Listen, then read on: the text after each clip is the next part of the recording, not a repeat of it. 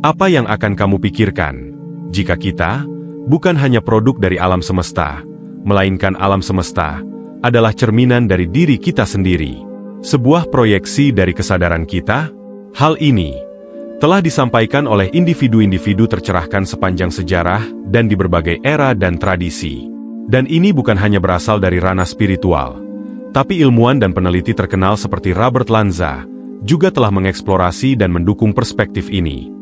Robert Lanza mengembangkan teorinya yang disebut biosentrisme sebagai cara radikal untuk memahami alam semesta, di mana kesadaran adalah hal yang mendasar dalam penciptaan realitas. Lanza, seorang ahli biologi yang dikenal karena karyanya dalam bidang pengobatan regeneratif dan sel punca, menggabungkan konsep-konsep dari fisika kuantum dengan prinsip-prinsip biologi untuk mengusulkan bahwa kehidupan dan kesadaran bukan hanya produk sampingan dari alam semesta, tetapi merupakan pusat dari keberadaannya. Menurut Lanza, waktu, ruang, dan materi tidak ada secara independen dari persepsi sadar. Sebaliknya, mereka adalah konstruksi yang muncul dari kesadaran. Teori biosentrisme menantang pandangan tradisional dalam fisika dengan menyarankan bahwa kehidupan menciptakan alam semesta, bukannya diciptakan olehnya. Lanza mengembangkan teori ini dengan mengamati bagaimana kesadaran tampaknya mempengaruhi fenomena kuantum, dan dengan mempertanyakan hakikat fundamental realitas dari perspektif biologis. Dalam video ini, kita akan menyelami gagasan menarik ini yang menghubungkan ilmu pengetahuan, kesadaran, dan spiritualitas.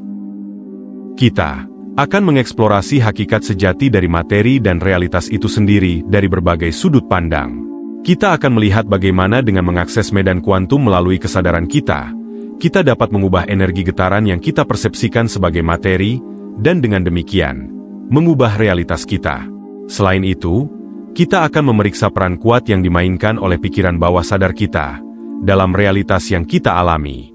Kita akan menemukan bagaimana melalui teknik-teknik tertentu, kita dapat memprogram ulang pola-pola bawah sadar ini untuk menciptakan kehidupan yang lebih selaras dengan keinginan kita.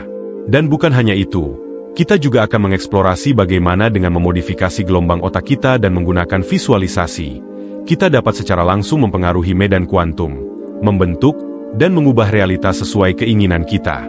Di akhir video, kamu akan menemukan sebuah latihan yang bisa kamu lakukan untuk mencapai hal ini. Mengeksplorasi hakikat realitas. Pernahkah kamu bertanya-tanya apa yang tersembunyi di balik realitas yang kamu alami? Apakah realitas yang kita persepsikan benar-benar bersifat material dan fisik? Ketika kita mengamati materi pada tingkat atom dan subatom, kita menemukan bahwa sebagian besar materi terdiri dari ruang kosong. Hanya sebagian kecil dari volumenya yang ditempati oleh inti dan elektron. Di dalam inti, proton dan neutron terdiri dari quark dan gluon, yang bukanlah materi dalam pengertian tradisional, tetapi eksitasi medan gaya. Dalam fisika kuantum, alam semesta diyakini terdiri dari medan kuantum yang terus berfluktuasi. Partikel subatom seperti quark dan elektron hanyalah getaran dari medan-medan ini. Medan-medan ini mewakili bentuk energi dan probabilitas, yang berarti bahwa semakin kita menganalisis materi, semakin kita menyadari bahwa apa yang kita persepsikan sebagai benda padat sebenarnya adalah 99,99% ruang kosong. Apa yang kita persepsikan sebagai materi sebenarnya adalah energi yang diatur dengan cara tertentu, bergetar pada frekuensi tertentu. Seluruh alam semesta yang kita persepsikan sebagai padat, nyata, dan fisik tidak terdiri dari materi dalam pengertian tradisional, melainkan dari energi. Fisikawan kuantum menyebut energi fundamental ini sebagai medan. Medan ini didefinisikan sebagai kekuatan-kekuatan tak terlihat yang bergerak yang mempengaruhi dunia fisik.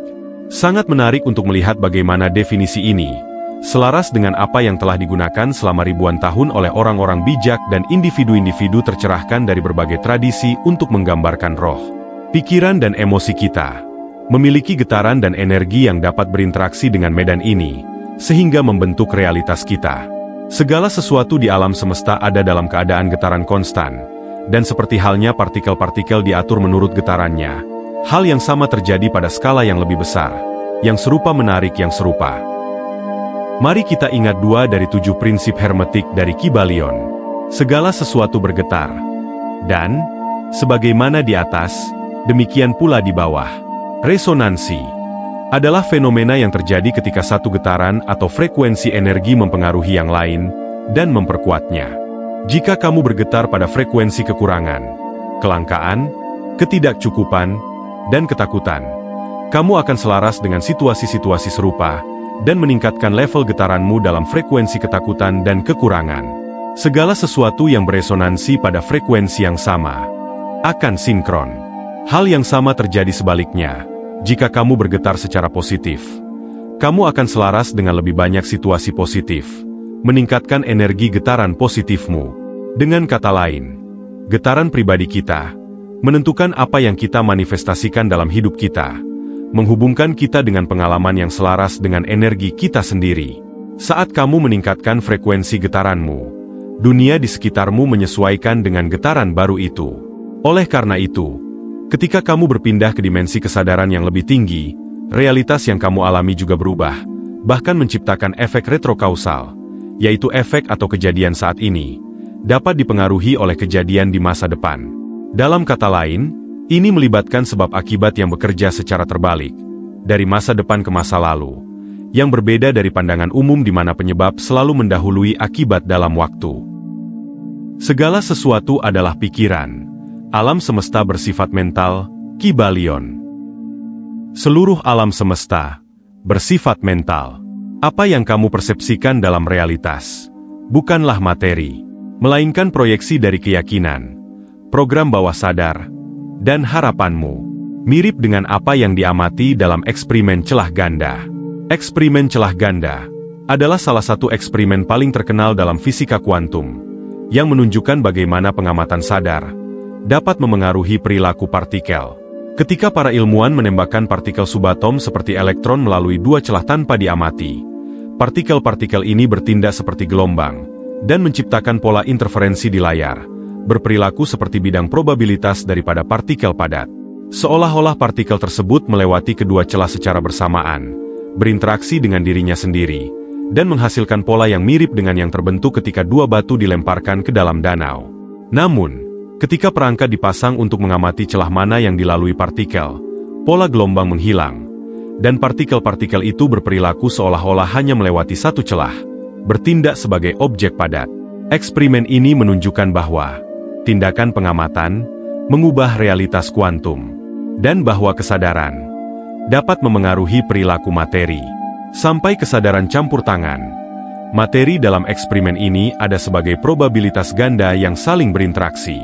Hanya tindakan pengamatan yang menentukan salah satu kemungkinan tersebut, menyebabkannya terwujud sebagai sesuatu yang padat dan terdefinisi dalam dunia tiga dimensi kita.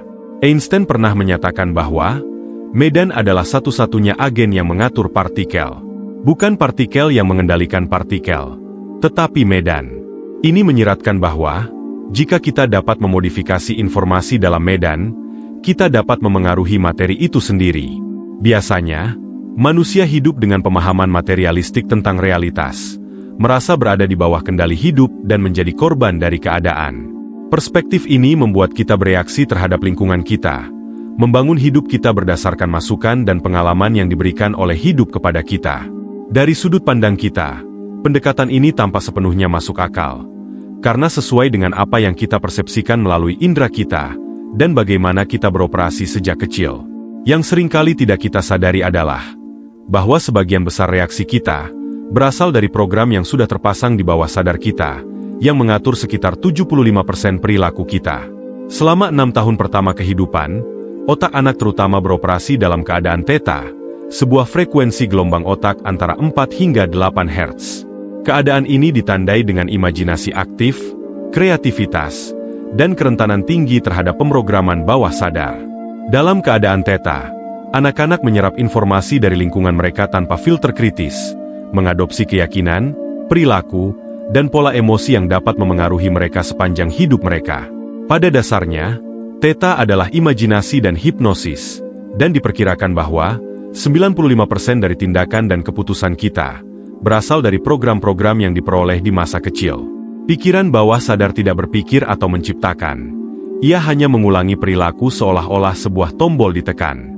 Sementara itu, pikiran sadar kita menyimpan keinginan, impian, dan kreativitas kita. Yang satu berfungsi seperti perangkat lunak yang menjalankan program, sementara yang lain memiliki kapasitas untuk menciptakan, menjadi, dan eksis. Kamu mungkin bangun dengan api keinginan, tetapi sepanjang hari kamu mengulangi program-program yang tidak selalu mendukung impianmu. Ketika kamu bertanya-tanya mengapa segala sesuatunya tidak berjalan dengan baik, jawabannya mungkin karena kamu tidak menyadari bahwa lebih dari 60% dari program bawah sadar ini bersifat membatasi, merugikan, atau bahkan merusak diri sendiri. Namun, baik fisika kuantum maupun epigenetika menawarkan perspektif yang berbeda. Kita bukan sekadar korban dari lingkungan dan genetika kita. Sebenarnya, kita adalah pencipta dari pengalaman kita. Dan apa yang kita lihat dalam realitas 3 dimensi kita adalah proyeksi dari kesadaran dan program bawah sadar kita. Ini membuka kemungkinan bahwa, dengan mengubah kesadaran kita juga bisa mengubah realitas yang kita alami. Banyak orang mungkin terkejut dengan klaim ini, atau menolaknya sebagai retorika era baru, tetapi inilah yang coba disampaikan oleh individu-individu yang tercerahkan yang telah melampaui batasan pikiran dan ego mereka. Mereka menyadari bahwa segala sesuatu adalah maya, sebagaimana disebut oleh orang Hindu sebagai sebuah ilusi. Demikian pula, fisika kuantum dan berbagai peneliti mencapai kesimpulan yang serupa, menyarankan bahwa sangat mungkin kita hidup dalam semacam simulasi. Zhuangzi, salah satu filsuf paling penting di Tiongkok kuno, merenungkan hal ini lebih dari 2000 tahun yang lalu ketika ia menulis, "Aku bermimpi, aku adalah kupu-kupu yang berterbangan di langit. Kemudian aku terbangun. Sekarang aku bertanya-tanya, apakah aku seorang manusia yang bermimpi menjadi kupu-kupu? Atau apakah aku kupu-kupu yang bermimpi bahwa aku adalah manusia?" Pertimbangkan ini setiap malam. Ketika kita tidur, kita bermimpi. Dan dunia yang lengkap, terungkap di dalam mimpi-mimpi ini. Tidak dapat dibedakan dari kenyataan bagi kita saat kita tenggelam di dalamnya. Dalam mimpi-mimpi ini, banyak peristiwa terjadi, dan banyak karakter muncul. Tetapi, dari mana dunia dan karakter-karakter ini, yang kita persepsikan sebagai sesuatu yang terpisah dari diri kita ini berasal? Memang, mereka muncul hanya dari pikiran kita sendiri, dari kesadaran kita. Dengan cara yang sama, dan sesuai dengan prinsip fraktalitas, dunia yang kita alami selama kita terjaga, hanyalah proyeksi mental lainnya, tetapi dalam skala yang lebih besar. Seperti yang pernah dikatakan Albert Einstein, realitas hanyalah ilusi, meskipun sangat persisten. Jika ini benar, kita seharusnya dapat mengubah realitas untuk menciptakan kehidupan yang kita inginkan. Seperti halnya Anda dapat mengubah mimpi setelah Anda menjadi sadar melalui kesadaran. Bukan kesadaran yang terpecah dari ego kita, tetapi kesadaran akan kesatuan, kesadaran akan medan kuantum, kesadaran akan segalanya. Jadi, mengapa kebanyakan orang menghadapi kehidupan yang penuh kesulitan, merasa di luar kendali, dan di bawah belas kasihan keadaan? Jawabannya terletak pada kurangnya kesadaran mereka akan kekuatan dalam diri mereka sendiri, dan programming konstan yang telah kita terima sejak kecil melalui lingkungan kita dan struktur kekuasaan. Kita diajarkan untuk menjadi patuh, merasa kecil, terisolasi, dan tidak berdaya, karena hal itu membuat kita lebih mudah dikendalikan. Kita diprogram untuk menjadi robot biologis dalam pelayanan pada Matrix. Tetapi kabar baiknya adalah bahwa kita memiliki kekuatan untuk mengubah realitas kita, dengan menggunakan kekuatan pikiran dan kesadaran kita. Jadi, inilah saatnya untuk berhenti sejenak, dan bertanya pada diri sendiri, di mana kesadaran Anda? Apa yang sedang Anda pikirkan? Program-program bawah sadar apa yang Anda jalankan secara otomatis? Program-program dan pola pikir ini memiliki pengaruh signifikan pada emosi dan tindakan Anda, yang pada gilirannya, sebagian besar menentukan kehidupan yang Anda alami. Realitas yang Anda lihat diproyeksikan di sekitar Anda, menciptakan realitas kita. Untuk berhenti menjadi korban keadaan dan menjadi pencipta realitas kita harus memprogram ulang pikiran kita, menggantikan program-program yang terbatas dan usang, dengan yang baru, yang sadar, dan memberdayakan. Selain itu, kita harus belajar untuk menciptakan bukan hanya dari materi, tetapi juga dengan mengakses medan kuantum dan melalui visualisasi, memproyeksikan keinginan kita ke dalam realitas 3 dimensi. Memprogram ulang alam bawah sadar. Langkah pertama yang harus kita lakukan adalah menjadi saksi, pengamat, dari tindakan dan perilaku kita sendiri. Ketika kita bereaksi terhadap keadaan hidup, kita perlu mengamati diri kita sendiri dan mengidentifikasi program-program kita, terutama yang negatif, dan bekerja pada program tersebut. Alih-alih hanya bereaksi, kita harus tetap waspada. Dan meskipun kita bereaksi, kita harus merenungkan reaksi itu untuk mengubahnya jika itu tidak melayani kita. Kita mungkin tidak langsung mengubah reaksi kita, tetapi melalui pengamatan terus-menerus, kita dapat secara bertahap memperbaiki respons otomatis kita. Jadi, langkah pertama adalah menyadari program-program bawah sadar kita. Sebagian besar keterbatasan dan kekurangan yang kita alami dalam hidup berasal dari keyakinan tentang kelayakan dan cinta diri. Jika Anda tidak merasa layak untuk dicintai atau menerima hal-hal baik, Anda akan secara tidak sadar menolak kemungkinan hal-hal baik datang ke dalam hidup Anda, tidak peduli seberapa besar Anda menginginkannya secara sadar. Gantikan keyakinan yang membatasi dengan afirmasi positif. Setelah mengidentifikasi keyakinan yang membatasi kita, terutama yang didasarkan pada cinta diri dan harga diri kita dapat mendengarkan afirmasi positif yang memperkuat keyakinan tersebut setiap malam sebelum tidur. Saat kita hendak tidur, gelombang otak kita melambat dan bergerak ke dalam keadaan theta. Keadaan yang sama yang kita miliki ketika kita diprogram sebagai anak-anak. Tetapi kali ini tujuannya adalah untuk memilih bagaimana kita memprogram ulang diri kita. Kita dapat membuat afirmasi berdasarkan keyakinan yang membatasi dan program-program bawah sadar yang ingin kita ubah, dan merekamnya dalam bentuk audio. Afirmasi ini harus selalu dinyatakan dalam bentuk waktu sekarang. Alih-alih mengatakan, "Saya akan berlimpah," mereka harus mengatakan, "Saya berlimpah." Idenya adalah untuk mendengarkan afirmasi ini saat kita tertidur, dan terus mendengarkannya saat kita tertidur, karena pikiran bawah sadar kita akan terus mendengar dan mengintegrasikan afirmasi ini. Termasuk musik yang menenangkan atau bahkan lebih baik suara binaural, dapat membantu. Pada dasarnya, apa yang kita lakukan adalah hipnosis diri. Sekali lagi, di sini repetisi adalah kunci, seperti saat Anda belajar mengemudi atau memainkan alat musik. Repetisi sangat penting untuk memperkenalkan program baru. Konsistenlah. Menciptakan dari medan kuantum. Untuk menciptakan dari medan kuantum alih-alih dari materi, kita perlu terhubung dengan sumber, dan menciptakan dari kelimpahan dengan memfokuskan perhatian kita pada saat ini. Dan ini, kita berubah dari makhluk fisik menjadi kesadaran murni. Dalam keadaan ini, kita menarik energi kita dari realitas 3 dimensi, dari indera kita dan tubuh kita, dan menyimpannya ke dalam kehampaan.